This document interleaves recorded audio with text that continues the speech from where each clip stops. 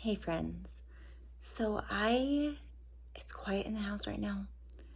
The kids are in bed, and I just really felt to share how to create space to have you time when there's lots of kids in the home, lots of things happening. And there's a few different parts with this I want to share. The first one is literally like creating that space away, like how to create that space away. That's so important to be able to really just have that calm space to connect with yourself, to connect with God, and then be able to like have that fuel to then go out and connect and serve and enjoy your children again, because we all need that little break. But then the second part is how to feel fueled and energized when you're with your kids also, because both are so important. So first one, I like I said, the kids are in bed right now, and it's like the end of the day, and it's like, okay, I can scroll through Facebook and Instagram or do some online shopping. And I honestly have done quite a bit of that, just like kind of like mindless scroll these past few days. But tonight, like it just kind of like clicked. We can kind of get into like zombie mode with that. And then it finally just clicks where it's like, wait a minute, that is not fueling for me right now. Like having a little bit of time to do that, that's great. That's connective, a way to de-stress. But too much of that can just be like life-sucking and numbing.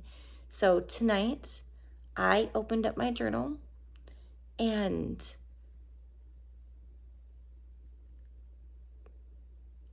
I actually first started by typing a book. I didn't just start with open my journal. I just felt this desire to just open up my computer and start the next chapter of a book that I'm writing. And with this chapter, I was just writing all about like what happens, why we can be afraid to try new things in life, and to make goals, and to dream, and to live in the things that can really the fears that can stop us. So I kind of started with doing like a hobby, something that I'm really passionate about right now. And from there, I just really felt to pause that and open up my journal. Just have that personal connection space. Maybe you guys are like, a journal, is that really important? Does that really make a difference? It just does.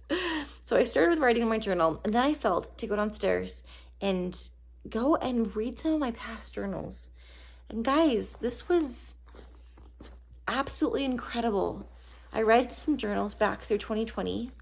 If you kept a journal or did some sort of record of 2020, I really suggest going back and looking at that. Or whatever year stands out to you. 2020 was definitely a transformational year. Anyways, I'm kind of going on a tangent, but during this time, I've had this really, really connective, spiritual experience with myself and with God. I could have been on my phone, just scrolling away, and that experience wouldn't have come in that same way. So the first way to like create that space for you at the end of the day is to do a check-in of how are you using your time when you do have that time to yourself. Is it being sucked up in one way or another? It can be sucked up in doing chores. It can be sucked up in chores, to-do lists, Facebook scrolls. Sometimes we just need to really detach and do something that's going to genuinely fuel us.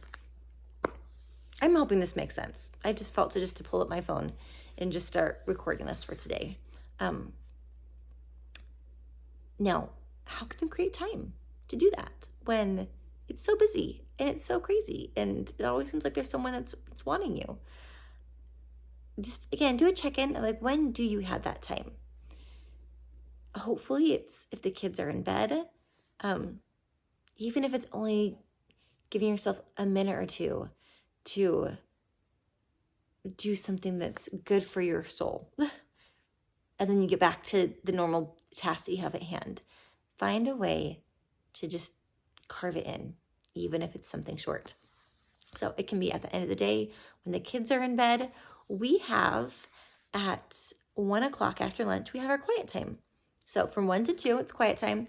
The kids can listen to audiobooks, they can color. Sometimes they can play with toys in the room, but they're supposed to just stay in their rooms for 1 hour. If your kids aren't used to having that quiet time yet, it's okay if you just like take a laptop in the room and let them watch a movie or something while you have that 1 hour to yourself. Do what you got to do to create that time during the day to recenter and reconnect. Let yourself lay down, get outside for a minute, get yourself a meal that you like without having people sitting in your lap while you're eating the meal. Do what you gotta do. And it's fine if you're using TV to help you get that. There's lots of great audiobooks online also, or again, give your kids something they can do while they're in that space. But create that quiet time for you in the day. If it's an hour, it's great. If it's shorter, that's fine too. This is not scripted, obviously. I'm trying to remember the different points I said at the beginning. I'm hoping that I'm covering them. But how to create it and why. Oh, okay. So then the next part was how to have that like rejuvenating time while you're with your kids, how to still feel you when you're with your kids. I don't know what ages your kids are at. Maybe they're teenagers, maybe they're adults, maybe they're little kids. I'm talking more so for the mom that has lots of little kids at home. My oldest is 10. My youngest is almost 5 months. And right now we currently homeschool. So I'm with my kids a lot. And I've been slowly learning that they really just love having time with me. And many times it doesn't even really matter what we're doing. So I can give some ideas of what I want to do. If I want to get outside, I can encourage the gang to get outside and go play with chalk. If we're turning on some music while we're having a meal, I can suggest songs that I want to listen to also. Like it doesn't need to always be bending over backwards and doing everything that they want to do. I can help lead and guide the different things that I want to do also in the day. That genuinely sounds fun to me. So do a check-in. What sounds fun to you that you want to experience with your kids? And let yourself create that. Let that happen. The second one is learning to laugh when you're with the kids. There are just some times when the kids do the funniest things. But if I'm in this mental state of trying to fix everything and trying to control everything and getting on to the next task, being able to just stop and laugh can be so tough. So that's the skill set that I've been working on, is letting myself actually try and enjoy the moment, loosen up, laugh a little bit, tell a joke, just create that almost like if there was like a camera in your home, or if your home was like a TV series. If you were just to kind of take a step back, detach a little bit, and just watch what was happening, how would you feel? Would you let yourself laugh more? Would you feel more? The camera stopped.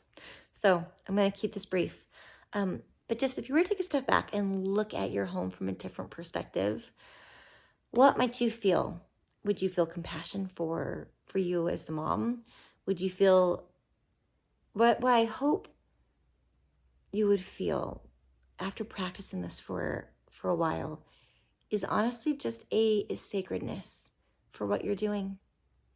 And just the gratitude and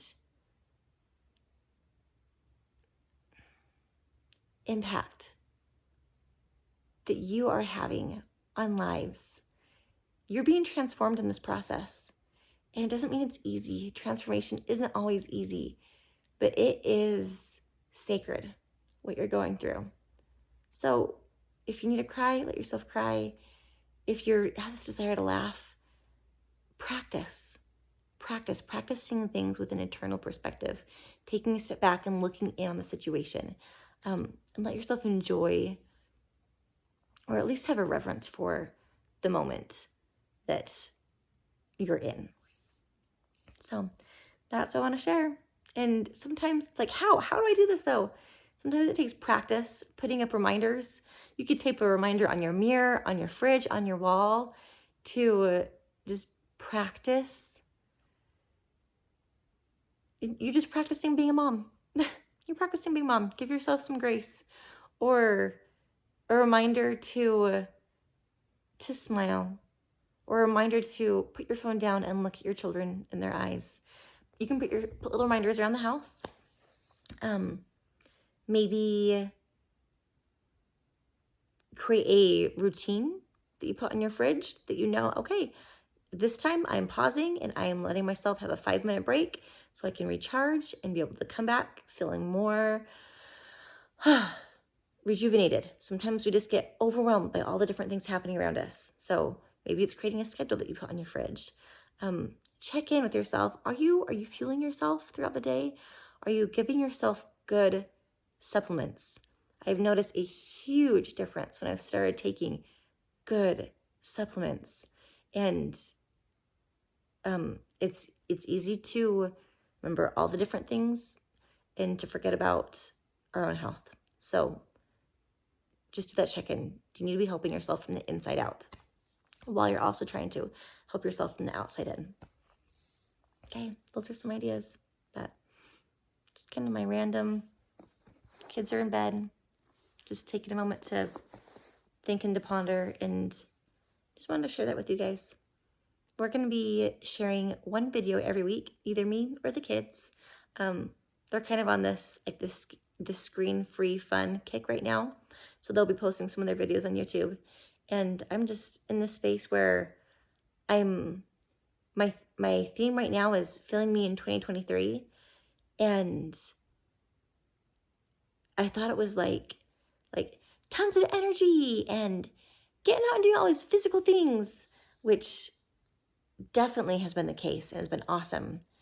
But it's also recognizing the value of slowing down and tuning into myself and really seeing the divinity of where you're at right now. So that's kind of my message that I'm coming to this platform with. So if either of those things resonate with you, then subscribe to us and put in the comments or message me with what are some things that you really struggle with in this phase of your motherhood, and what are some epiphanies that you've been having lately. Or if there's something that you want me to talk about, just put it in the chat. But love you guys. You're doing great. And there are so many people that are cheering for you.